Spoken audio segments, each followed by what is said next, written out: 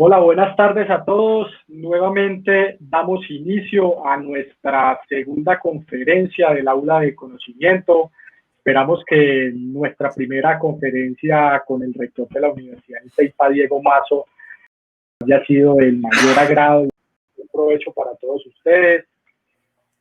Desde la Corporación Interactuar nuevamente le damos la bienvenida a todos los asistentes que nos acompañan en este momento a través de la plataforma de streaming de la feria y a través de nuestro canal de Facebook y de YouTube en nuestra transmisión en vivo. En esta conferencia hablaremos un poco acerca de la innovación en las MIPYMES, porque innovar es algo fundamental en las empresas y también cuáles son esos primeros pasos para hacerlo. Escuchamos a diario la palabra innovación, quizás conocemos el concepto, pero la pregunta de muchos emprendedores y empresarios es, ¿cómo puedo empezar a innovar? ¿Cuál es ese primer paso y por dónde hacerlo? Para eso, el día de hoy nos acompaña el experto John Restrepo Giraldo. Les cuento que John es el gerente de desarrollo e innovación del grupo EPM.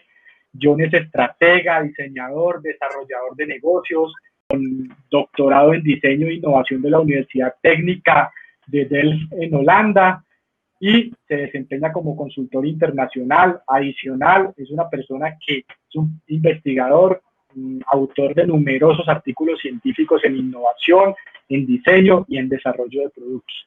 Hablaremos con él acerca de innovación y los invito entonces para que en este espacio, en la caja de comentarios, vayan planteando sus preguntas y vayamos conversando con John, que sin duda va a aportar mucho valor para lo que actualmente hacemos desde nuestros emprendimientos y desde nuestras empresas. John, bienvenido, muchas gracias por estar acá desde la Corporación Interactuar. Te agradecemos por tu conocimiento, por tu tiempo y quiero darte paso para que iniciemos. Adelante. Perfecto, muy bien. Muchísimas gracias por esta invitación.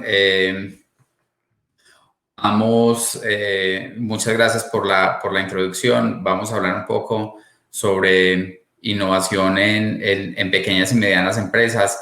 Yo quisiera tener la oportunidad de hablarles de innovación desde una perspectiva un poquito distinta, más que hablarles sobre cómo innovar y darles tips y darles cosas de esas que yo creo que son, digamos, un conocimiento un poquitico más accesible de alguna manera. Pues yo quisiera hablarles de innovación desde una perspectiva económica, porque pues si uno se pregunta o si nosotros nos preguntamos cuál es el objetivo más importante de una MIPYME, pues yo pienso que la respuesta es relativamente simple, es relativamente directa, y es que el objetivo más importante de una MIPYME es crecer. Ojalá que pudiera dejar de ser una MIPYME. Las MIPYMEs en Colombia pues tienen un rol absolutamente fundamental. Pues ustedes que son emprendedores lo saben. Las MIPYMEs en Colombia generan 16 millones de empleos, son el 90% del sector productivo, generan el 40% del PIB. Si nosotros a ese PIB, al total del PIB le quitamos todo lo que es minero energético, es decir, las exportaciones de carbón, petróleo y demás, esa participación de las pymes en el PIB puede subir tal vez al 75 o al 80%, pero solo genera el 10% de las exportaciones. Es decir, seguimos siendo tremendamente locales. Y yo entiendo los retos que hay para innovar en este sector de las pymes, y entiendo los retos que hay para crecer. Pero de pronto, viendo un poquitico una perspectiva económica de la innovación, podemos entender cuáles podrían ser alternativas para hacer esto. Entonces, por eso, pues yo les quiero hablar de innovación y crecimiento, o específicamente de innovación y crecimiento económico. Y si bien esta es una charla donde les voy a hablar mucho desde una perspectiva de crecimiento de país, todo lo que yo les diga sobre países aplica para empresas, y no solamente para grandes empresas, aplica también para pequeñas empresas. Así que, bien, empecemos. La primera y obligada pregunta pues deberá ser sobre si consideramos que hay una relación entre felicidad e ingreso. Frecuentemente yo hago esta pregunta cuando tengo la oportunidad de hacerlo en escenarios, digamos, más interactivos. Yo creería que más de la mitad de las personas dicen no creemos que haya una relación entre felicidad e ingreso. Sin embargo, yo creo que sí la hay. Ahora, me estoy tomando muchas libertades cuando hablo de felicidad, porque estoy hablando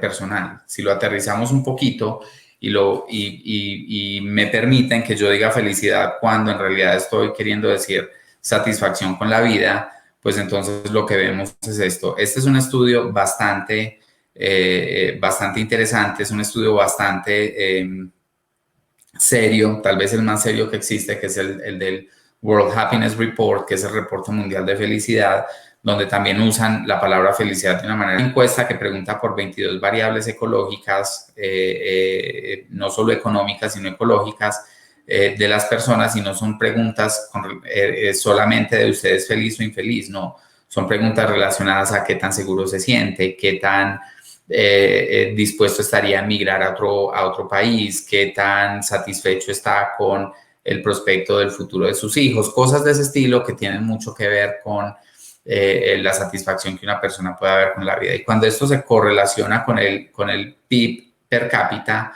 de los países, la gráfica que se ve es esta. Y lo primero que llama poderosamente la atención, que a mí me llama poderosamente la atención, es que no hay países en esta zona. Es decir, no hay países que son muy ricos y muy infelices. Y eso le muestra a uno, pues de entrada, una tendencia bastante importante, es a que sí debe haber alguna relación entre satisfacción con la vida e ingreso. Lo segundo que llama la atención poderosamente de esta gráfica es que no es una gráfica lineal. Si ustedes ven, es una gráfica que tiende a volverse asintótica o tiende a volverse plana en la parte de arriba. Y eso lo que significa es que a partir de más o menos este punto, donde está por aquí China, que es este país grandote, de este punto hacia abajo hay una relación lineal y una correlación, de hecho, una pendiente, un coeficiente de correlación bastante alto entre felicidad e ingreso. Es decir, por aquí por debajo de los cerca de tal vez 15,000 o 14,000 dólares por persona por año, un incremento pequeño en ese ingreso significa un incremento muy grande en la satisfacción con la vida. Pero de aquí para arriba esa curva se va aplanando, porque es que por más ingreso que uno tenga, pues uno no necesariamente tiene más satisfacción al tener más cosas. Es decir, después de que se satisfacen las necesidades básicas de las personas, la relación entre ingreso y felicidad cambia completamente. Ahora, la segunda pregunta que uno se debe hacer es si hay una relación entre expectativa de vida e ingreso. Y de nuevo, una gráfica que está para el 2018 nos muestra que efectivamente sí la hay, ¿cierto? Estas variables donde que esta expectativa de vida, de que este ingreso, pues muestran una fuerte correlación, donde los países con mayor ingreso, pues tienen una expectativa de vida más alta. Y aquí llama la atención también poderosamente otra cosa, y es que hoy todavía en este siglo, pues haya países donde la expectativa de vida está ligeramente por encima de los 50 años, y eso pues es bastante penoso, por decirlo de alguna manera. Ahora, si hay una relación entre el ingreso y la felicidad, y por lo tanto, pues y la expectativa de vida, la pregunta que uno se debe hacer es qué pueden hacer los países para mejorar el ingreso y por lo tanto la felicidad y la expectativa de vida. Y de nuevo, aquí ustedes tendrán que hacer ese ejercicio mental, y perdón que los ponga en este trabajo, de hacer ese ejercicio mental de pensar, cuando yo hable de país, ustedes piensan en qué puede hacer mi empresa, ¿cierto? Porque lo que yo diga para países a nivel macroeconómico también funciona a nivel microeconómico, a nivel de empresas. Entonces, veamos aquí dos variables. Ustedes van a ver que a mí me encantan los planos cartesianos, tal vez por mi formación de ingeniero, donde están todos los puntos representan países. El eje X representa una variable que vamos a llamar índice de complejidad económica y el eje Y representa el ingreso per cápita, ¿cierto? Y claramente aquí se ve que hay una correlación entre esas dos variables muy alta. De hecho, esta variable X explica el 78% de la varianza de la variable Y, que es el ingreso per cápita. Entonces, si existe una variable que es tan importante para explicar el ingreso per cápita, la pregunta que sigue y la que uno se tiene que hacer es, entonces, ¿qué es esa variable de complejidad económica? Y voy a mostrar aquí unos países como ejemplo. Aquí están resaltados México, Colombia, Brasil y Ecuador. Entonces veamos, intentemos entender un poco qué es eso de complejidad económica. Y ahí hay una definición pues que ustedes tendrán eventualmente en sus memorias. No se los voy a leer, se los voy a explicar con unos conceptos más sencillos. Y es, hay un primer componente que se llama complejidad tecnológica. Y si cogemos estos 5 productos, pues es claro que hacer un queso es mucho más complejo tecnológicamente que sacar un pescado del agua, ¿cierto? Del río o del mar. Y probablemente hacer una crema o un cosmético es más complejo que hacer un queso. Asimismo, hacer un medicamento es más complejo tecnológicamente que hacer una crema, y hacer una máquina de rayos X, pues es tecnológicamente más complejo que hacer un medicamento. Es decir, estos son productos que están ordenados de alta complejidad tecnológica a baja complejidad tecnológica. Ahora, veamos un país, Holanda, por ejemplo. Holanda es un país que exporta máquinas de rayos X, medicamentos, cosméticos, quesos y pescados. Y comparémoslo con, por ejemplo, Argentina, que exporta cosméticos, quesos y pescados.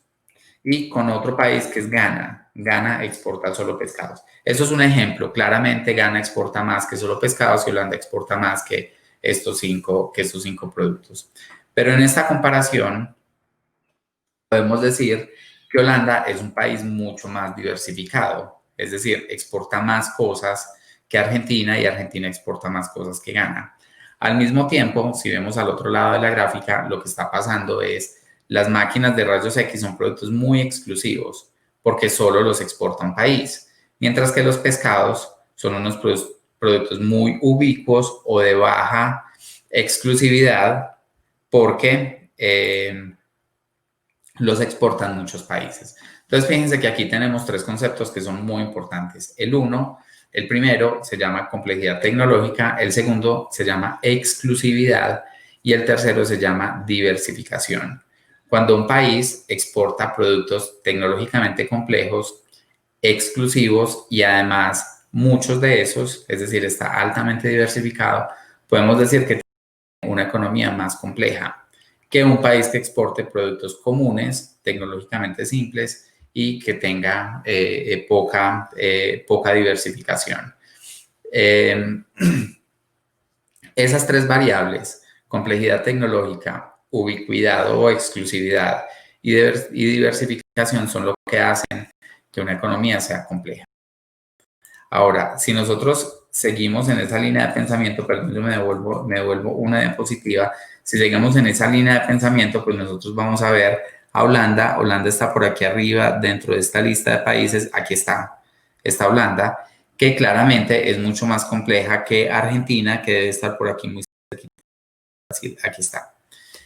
Eso permite mostrar pues, que efectivamente Holanda tiene un PIB per cápita, pues, o demuestra con el PIB per cápita de Holanda que pues Holanda tiene una economía más compleja y por lo tanto genera más ingresos para sus ciudadanos que por ejemplo Argentina y Ghana.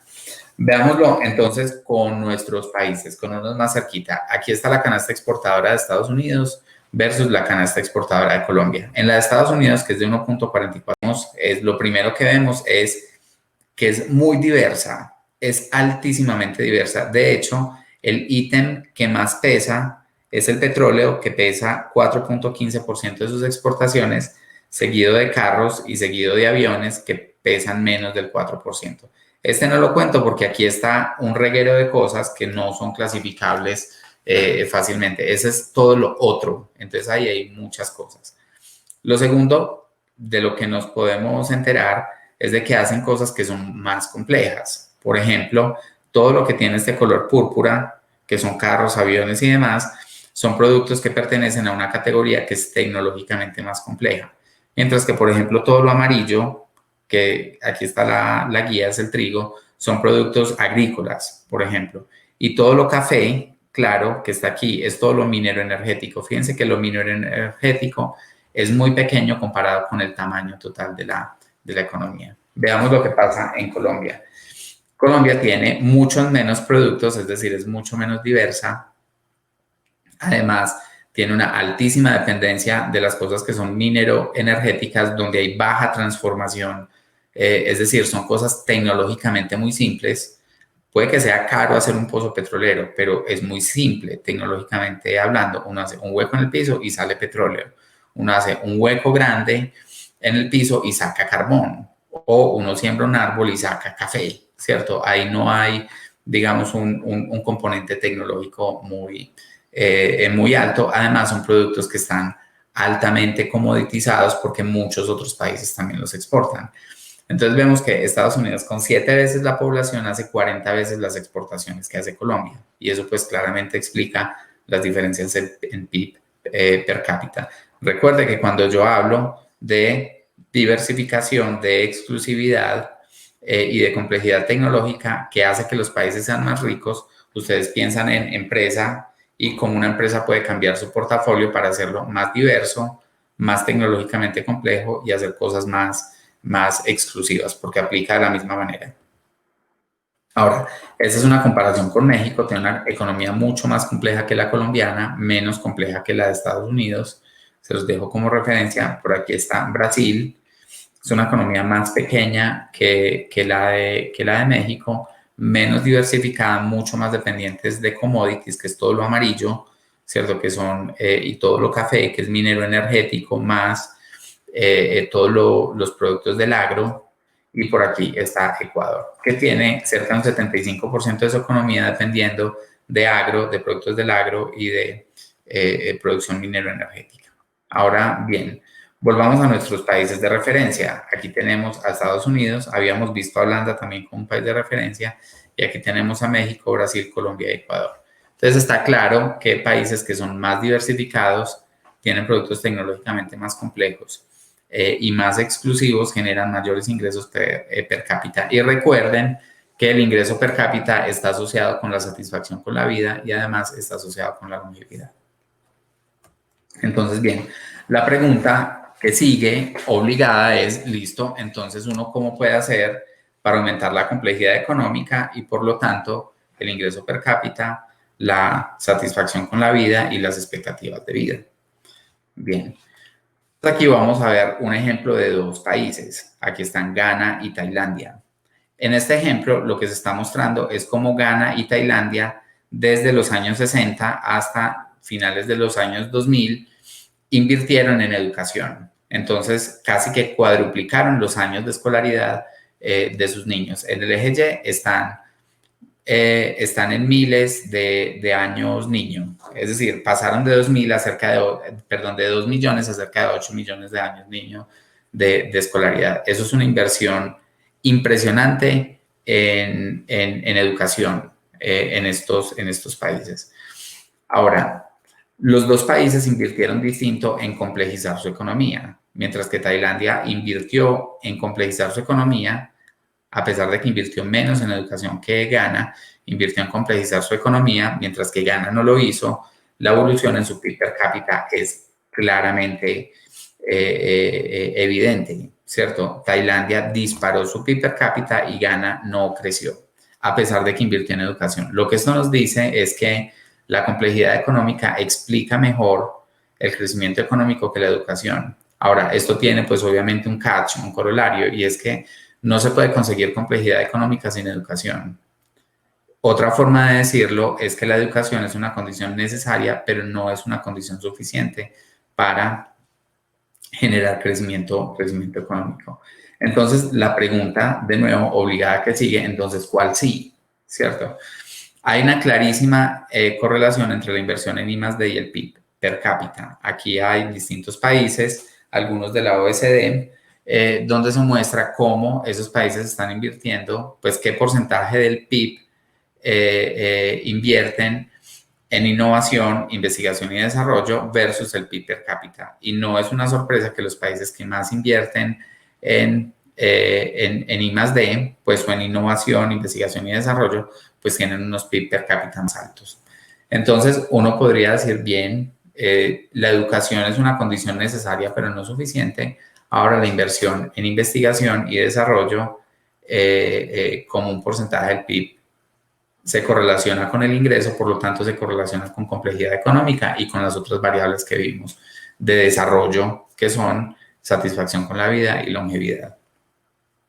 Bien, pero cuando nosotros vamos a ver cómo lo estamos haciendo en Colombia, Colombia va a estar invirtiendo cerca del 0.25% de su PIB en I+D, mientras que países de referencia que nos gusta, a los que nos gustaría parecernos, como Corea e Israel, están invirtiendo cerca del 4.5%.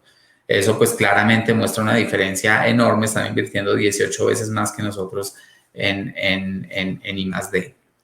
Cuando yo hablo de I+D, estoy hablando de I+D más I, pues que es que me parece muy largo decirlo de esa manera.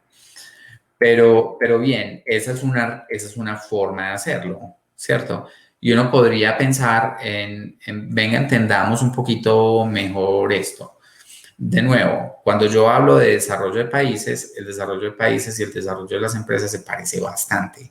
Eso significa que cuando yo hablo de que una forma de generar riqueza e ingreso para los países es complejizando la economía, yo también creo que una forma de generar crecimiento para las empresas es complejizando la economía de las empresas. Es decir, pensar en diseñar un portafolio que sea más complejo en términos de complejidad económica, tecnológicamente diversificado, productos exclusivos tecnológicamente complejos, productos exclusivos y mejorar la diversificación, ¿cierto? Para reducir el riesgo. Ahora, bien, si volvemos al tema macro, pues lo que vemos y lo que hemos aprendido es que la investigación y desarrollo se utiliza para, a través de la innovación, generar crecimiento económico. Y esa es como esa definición clásica de innovación es: investigación es coger plata y volverla a conocimiento, innovación es coger el conocimiento y volverlo plata, ¿cierto? Por decirlo de alguna manera. Eso es lo que hemos aprendido. Pero creo que hay un paso intermedio y es asegurarnos de que esa innovación va específicamente diseñada o dirigida a generar complejidad económica, porque la complejidad económica genera crecimiento económico, como lo acabamos de ver, y ese crecimiento económico genera bienestar público, como también lo acabamos de ver, ¿cierto? Es países que tienen PIB per cápita más altos, tienen mayor satisfacción con la vida y tienen al mismo tiempo, pues, tienen un mayor ingreso y al mismo tiempo mayor satisfacción con la vida, etc. Pero yo propongo retar lo aprendido porque de alguna manera esta ha sido una ruta que ha utilizado un país de referencia como Estados Unidos, ¿cierto? Si lo comparamos con lo que ha pasado, por ejemplo, en el norte de Europa, en los países escandinavos que tienen unos PIBs per cápita muy parecidos, ellos tomaron otra ruta. Y esa ruta fue utilizar la investigación y desarrollo y la innovación para resolver desafíos sociales y ambientales. Porque resolver los desafíos sociales y ambientales genera bienestar público y el bienestar público genera crecimiento económico. Y esto es bastante importante de entender, porque esa pregunta de qué es primero, si el crecimiento económico o el bienestar público, que le ha hecho romper la cabeza a muchos economistas, pues de alguna manera la tenemos ya un poquito más clara. Y es en una visión, digamos, neoliberal, primero tengo que desarrollar crecimiento económico para poder invertir en bienestar público y pues en una visión, digamos, más socialdemócrata del tema, la ruta es distinta, se invierta primero en el bienestar público porque una sociedad no puede ser, o una empresa no puede ser exitosa en una sociedad fallida. Entonces, generar o invertir en bienestar público automáticamente genera crecimiento económico. Y este es un sistema bastante retroalimentado. Las dos cosas hay que hacerlas de manera simultánea. Muy bien. Ahora, esto que estamos discutiendo pasa o está pasando en un mundo que cambió, ¿cierto? El tema de la innovación no es nueva. Nosotros llevamos más o menos 1 millón de años sobre la Tierra como homínidos, de ese millón de años, más o menos 160.000 años como humanos, pero esta herramienta que tenemos aquí a la izquierda, pues es una herramienta que tiene cerca de 800.000 años. Claramente, cuando esa herramienta salió por primera vez fue una innovación. Ahora, entre esa herramienta y la herramienta que tenemos al lado derecho, que es un mouse, pues hay pocas cosas en común, excepto que ambas están diseñadas pues para la mano de una persona, para que se acomoden a la mano de una persona. Entonces, lo que yo les quiero decir con esto es que la innovación no es nueva, pero la velocidad a la cual tenemos que innovar en este momento sí es muy distinta. En la época en la que los primeros homínidos diseñaron esta laja de piedra para cortar y para quitarle la piel a los animales que cazaban y demás, pues tenían menos necesidad de innovar a alta velocidad. De hecho, pues dicen los antropólogos que los esqueletos cambiaban más rápido que las herramientas en esa época. Esta herramienta no sufrió ningún cambio durante casi 900.000 años. ¿Cuánto tiempo dura una herramienta como un mouse de computador en estos días? Muy poquito, ¿cierto? Muy poquitos, tal vez unos cuantos años en el mejor de los casos. Porque es que hemos pasado claramente de una lógica de organizar el conocimiento de manera sistemática, que fue el gran aporte de Gutenberg con la prensa que permitió la democratización del conocimiento, a tener una capacidad enorme de industrializar la energía, ¿cierto? Que fue la máquina a vapor de Newcomen, que nadie conoce porque pues a no le funcionó, a quien le funcionó. Y eso pasó por allá entre los siglos XVI y XIX. En el siglo XXI la cosa es completamente diferente porque hemos venido cambiando de esa lógica de hiperconsumo, de crédito, publicidad, propiedad individual, a una lógica más de consumo colaborativo, a una lógica más donde los negocios se construyen a partir de la reputación, por ejemplo. A mí me parece sorprendente que nosotros tomemos decisiones tan importantes como, por ejemplo, dónde ir a pasar unas vacaciones en opiniones de extraños, ¿cierto? Y en el número de likes y en los comentarios que tengan los blogs de las páginas a las que estamos entrando. Pasamos a modelos de negocio comunitarios, como por ejemplo Wisura, que es un seguro colectivo que se basa en la confianza, porque lo que permite es que aseguremos cosas que no son asegurables entre un grupo de amigos. Por ejemplo, comprar una póliza para un teléfono celular y lo único que Sura necesita para pagarme a mí, por ejemplo, si hago un reclamo, es que 2 de mis amigos certifiquen que efectivamente mi teléfono celular se perdió. ¿Y por qué hay un incentivo para que esto funcione? Porque si alguien miente, digamos, si alguien dice, no, ayudémosle a John para que cambie su teléfono celular, que está muy viejito, a todos nos sube la póliza. Entonces hay un buen, digamos, incentivo para el autocontrol. Modelos como el de Zipcar, que son modelos pues, de carros compartidos, porque yo no quiero ser dueño del bien, yo quiero ser dueño del servicio que ese bien me genera. Pasa a manufactura, mercadeo y ventas, que es muy del siglo pasado, a una lógica de servicio, comunicación y experiencia, y esto lo entienden las marcas. DriveNow, por ejemplo, que es una marca de BMW, es un servicio de alquiler de sus carros eléctricos en Alemania, donde ellos inicialmente dicen, yo no quiero vender los carros, yo los quiero alquilar, porque reconocen que las personas no quieren ser dueñas del bien, no quieren invertir en su cuidado, en su mantenimiento, etcétera, sino que quieren es tener acceso al servicio que proporciona un carro. Es un desperdicio económico tener, no sé, 40, 50, 80, 100 millones de pesos parqueados al sol y al agua durante 22 horas al día para poder tener el disfrute de un bien durante 1 hora o 2 horas al día para ir hasta mi oficina y devolverme, para ir a mercar o para ir a misa los domingos. Bien, pasamos de una lógica distinta de retención de clientes por contratos y penalidades a una lógica de fidelización por experiencia y valor percibido. Ese es un ejemplo muy bonito. John Hancock es una empresa de seguros en Estados Unidos, en Chicago, y ellos tienen una propuesta de valor que me parece fantástica. Ya otras compañías de seguros las han ido copiando y mejorando, pero ellos dicen, vea, si usted tiene 50 años o más, en la medida en la que su edad crece, el riesgo crece, entonces la prima de su póliza de salud y de vida crece. Pero si usted hace algo para bajar el riesgo, como por ejemplo hacer ejercicio, el riesgo baja y yo quiero compartir parte de ese valor con usted. Entonces usted me deja ponerle un Fitbit y monitorear el número de horas de ejercicio que usted hace a la semana. Si usted cumple con cierta meta, yo le bajo la prima. Y en el momento en el que usted deje de hacer ejercicio, su prima sube automáticamente porque el riesgo sube automáticamente.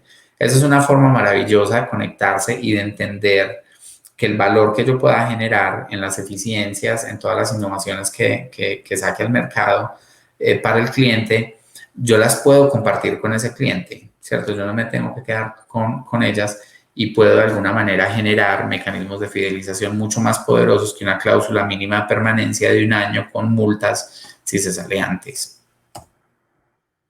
Aparecen modelos de negocio de economía colaborativa como PeerBuy, que es un modelo, es una plataforma que permite pedirle prestadas cosas a los vecinos, ¿cierto? Un martillo, una sierra, un destornillador, etcétera, que son cosas que tenemos, pero que pues probablemente no vale la pena comprar porque pues podríamos acceder a ellas a través digamos, de los vecinos. Pero cuando ya se trata de cosas más caras, como por ejemplo un taladro inalámbrico que vale 1 millón de pesos, pues de pronto yo no se lo presto tan fácil a mi vecino.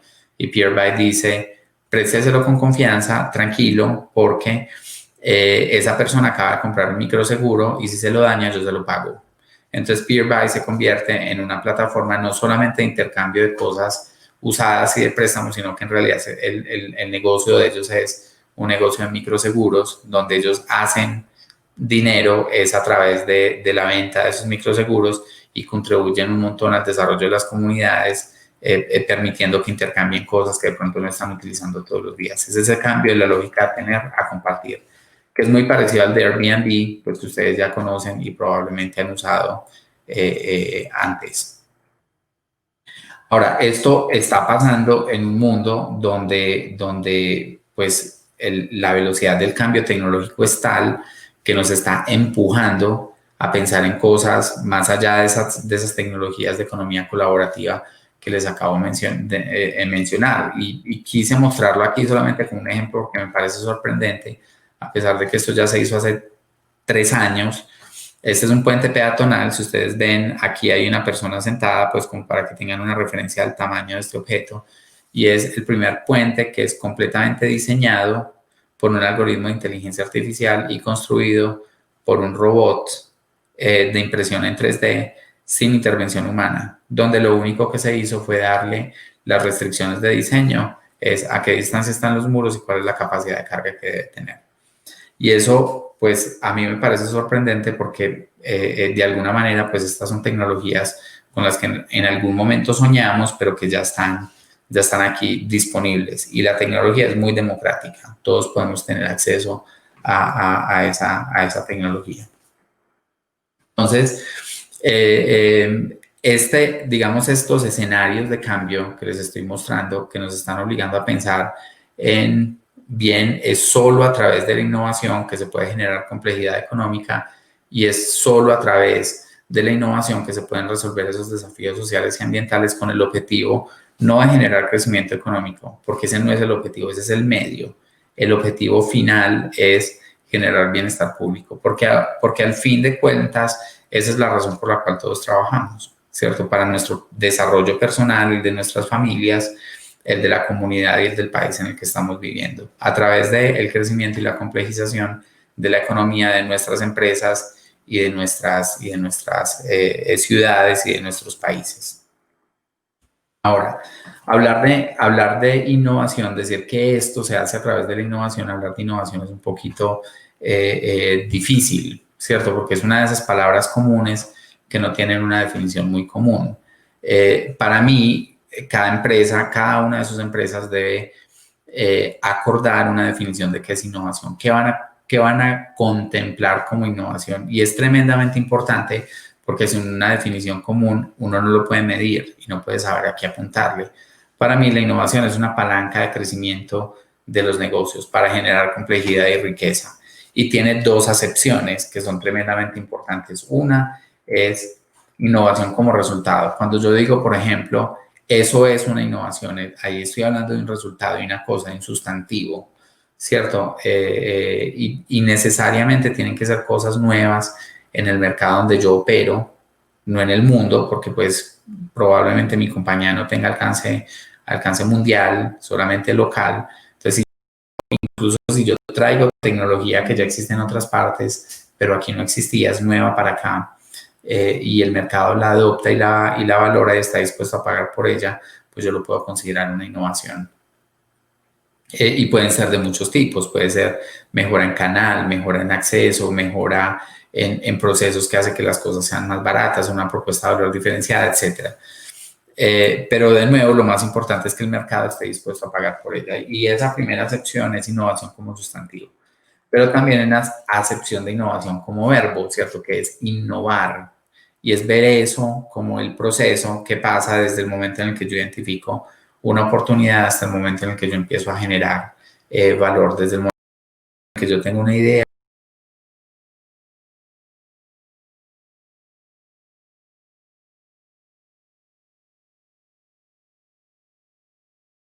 cosa que se puede aprender, se puede documentar, se puede enseñar, se puede medir, y eso hace que sea mucho más fácil de implementar.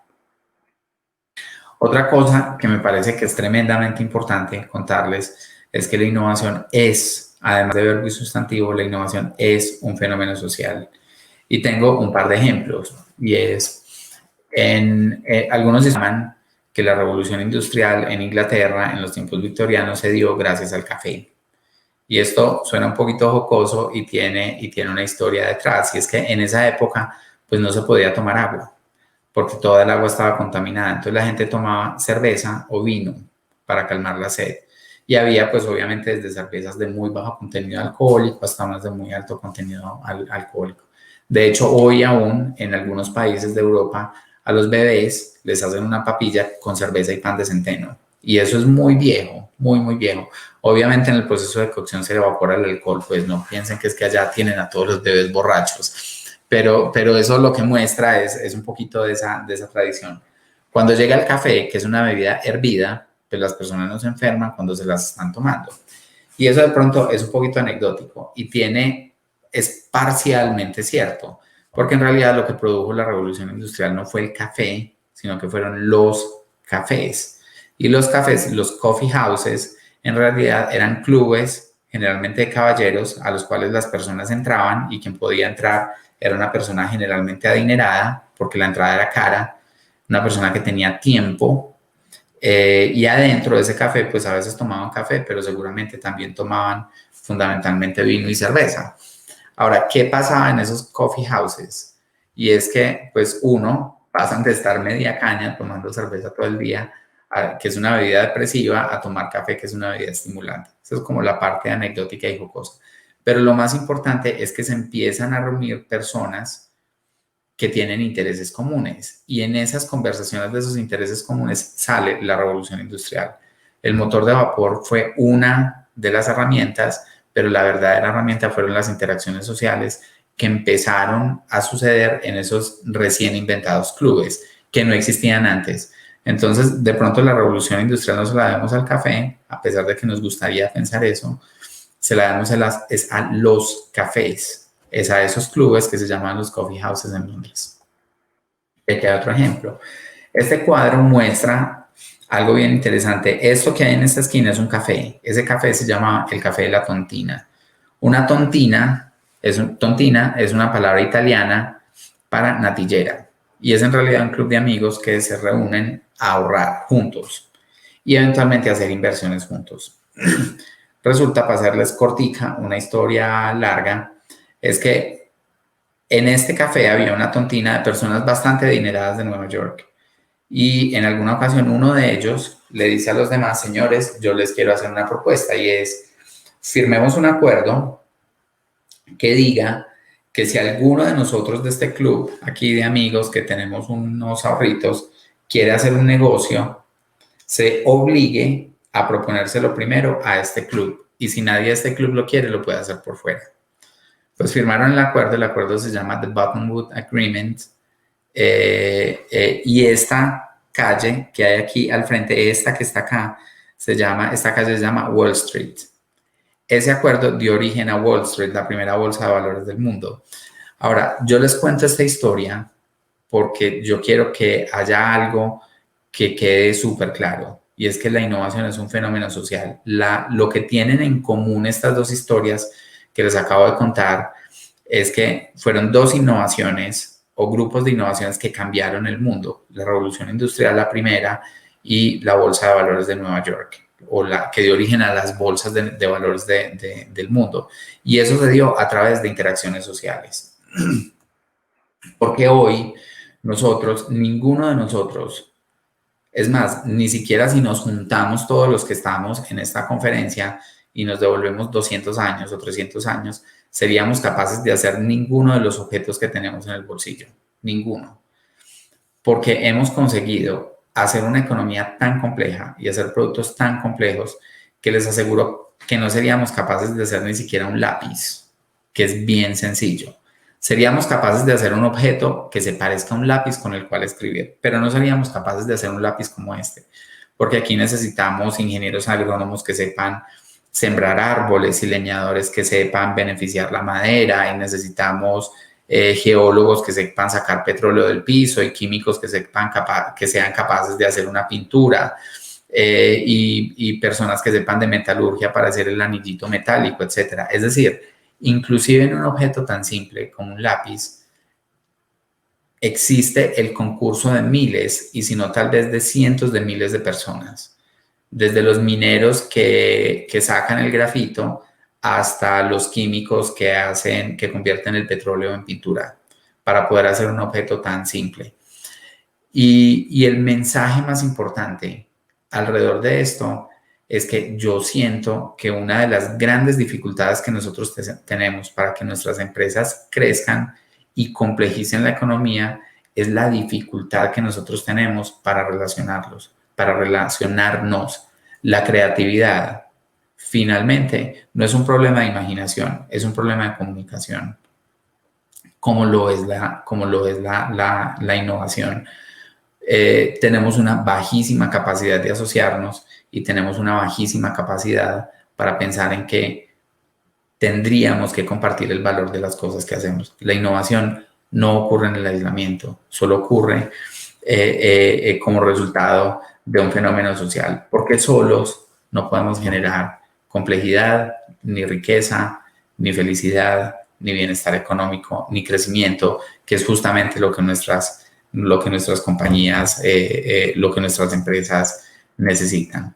Y recuerden, si la estrategia es el timón, la innovación es el motor, porque la innovación tiene que tener propósito, y el propósito debe ser servir a la estrategia de las empresas.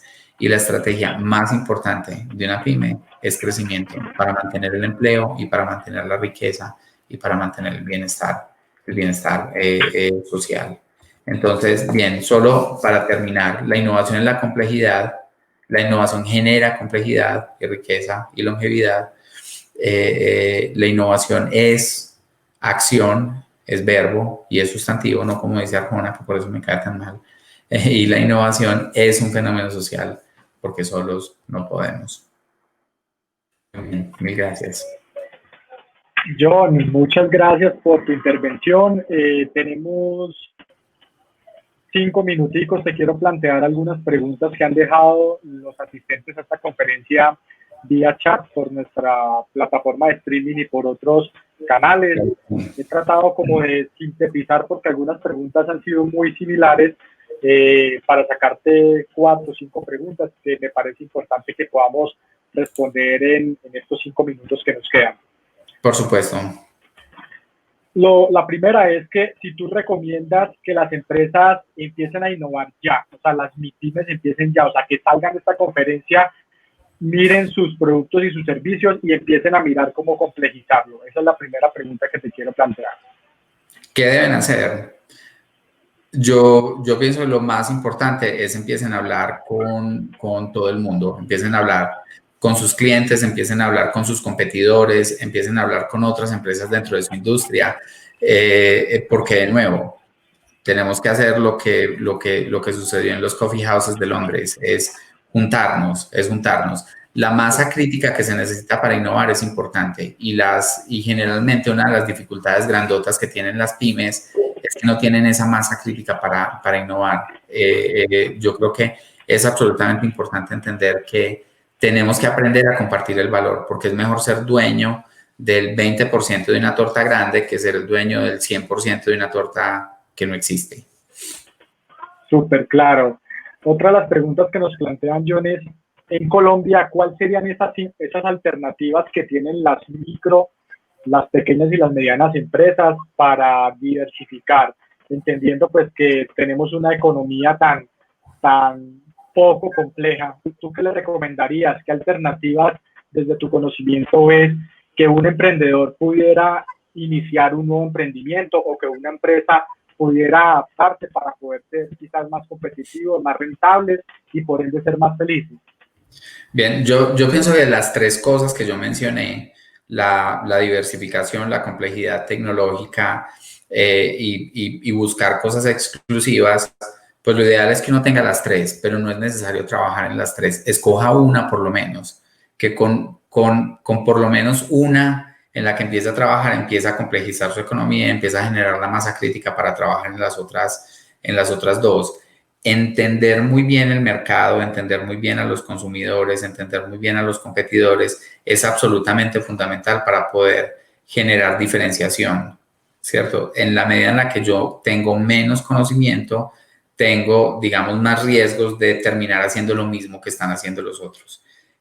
Uno. Y dos, que no quiero irme sin decirlo, es la mamá de la innovación es la copia, pero es la copia mejorada. Es decir, copiar igualito o peor de lo que hacen los otros no se vale. La inmensa mayoría de la innovación en el mundo es innovación incremental, pasa de a poquitos. Entonces, entiendan eso, no hay vergüenza en la copia siempre y cuando yo aprenda a copiar bien. Y copiar bien es hacerlo parecido, pero un poquito mejor de lo que lo están haciendo los otros, de lo que lo están haciendo mis competidores. Esa es una muy buena forma de empezar a trabajar en innovación y en complejización de las economías de las empresas.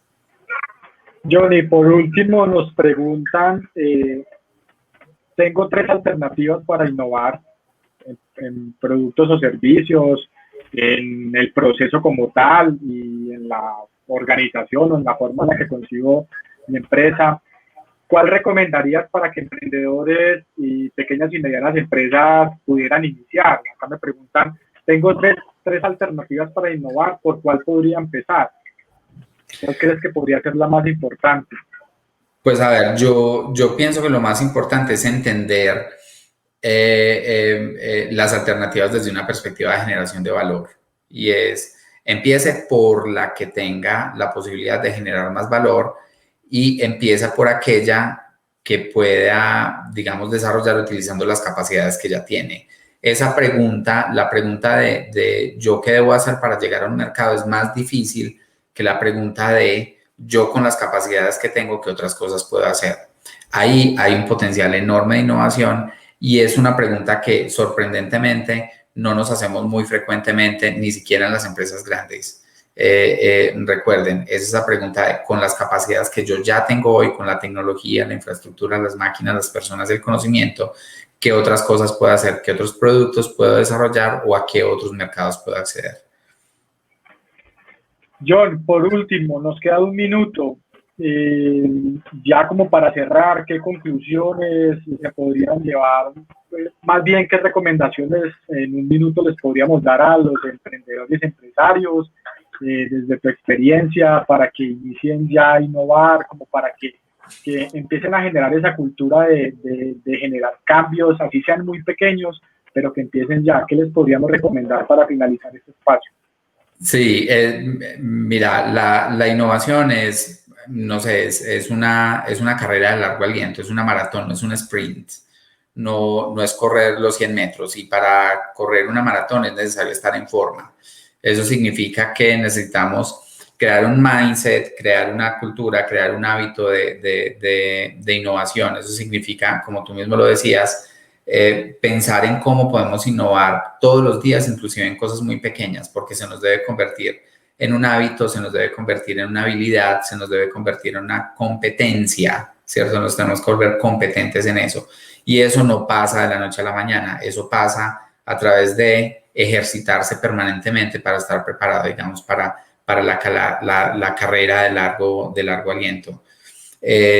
Uno, dos, Recuerden que la mamá de la innovación es la copia mejorada. No hay vergüenza en la copia si yo soy capaz de hacerlo mejor de lo que lo están haciendo aquellos a quienes estoy copiando. 3, yo creo que necesitamos mantener alta la autoestima. Una de las grandes dificultades que yo encuentro en las pymes es la excusa de como somos pequeños no podemos hacerlo. Yo creo que sí podemos hacerlo porque la capacidad de innovar en las personas es absolutamente infinita. Eso no tiene límites. Perdón, y por último, júntense. La innovación es un fenómeno social, Contarle la idea a otro o no contarle la idea a otro por miedo a que me la copie es una oportunidad perdida, porque de pronto cuando yo se la cuento a otro, ese otro la mejora, la enriquece, de pronto tiene unas capacidades que yo no tengo, que son lo que permite que yo las pueda sacar finalmente al mercado. Entonces no les dé miedo, porque es que las ideas no valen nada, lo que vale es la acción. Entonces hablen más, compartan más sus ideas y júntense con otras empresas. John, te queremos agradecer en nombre de la Corporación Interactuar por habernos compartido tu experiencia, tu conocimiento en este espacio. Sin duda le aporta muchísimo valor a nuestros emprendedores, a nuestros empresarios de la micro, de la pequeña, de la mediana empresa. En nombre de toda la corporación te queremos agradecer y por último quiero invitar a nuestros asistentes para que nos acompañen en nuestro último espacio, pues que está orientado a una conferencia sobre los desafíos de la sostenibilidad en el nuevo agrocolombiano. La iniciamos en contados minutos. John, muchas gracias, te deseo muchos éxitos en todas tus labores y gracias por habernos acompañado. Perfecto, muchísimas gracias a ti. Ok, un abrazo. Gracias a todos, hasta luego.